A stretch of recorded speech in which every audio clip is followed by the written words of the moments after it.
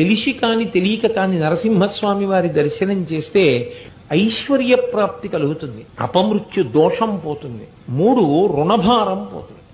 అప్పులున్న వాళ్ళు ఎక్కువగా నరసింహస్వామి వారి దర్శనం చేస్తే ఆయన యొక్క అనుగ్రహంతో ఐశ్వర్యం కలిసి వచ్చి రుణభారం నుంచి బయటపడతారు అని. అంత గొప్ప స్వరూపం ఆ నరసింహ స్వరూపం. తెలిసి కాని తెలియక కాని నరసింహస్వామి వారి దర్శనం చేస్తే ఐశ్వర్య ప్రాప్తి కలుగుతుంది, అపమృత్యు దోషం పోతుంది, 3 రుణభారం పోతుంది.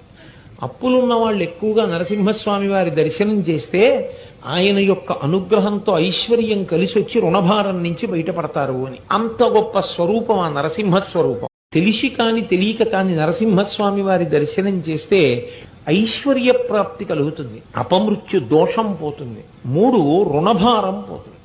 అప్పులున్న వాళ్ళు ఎక్కువగా నరసింహస్వామి వారి దర్శనం చేస్తే ఆయన యొక్క అనుగ్రహంతో ఐశ్వర్యం కలిసి వచ్చి రుణ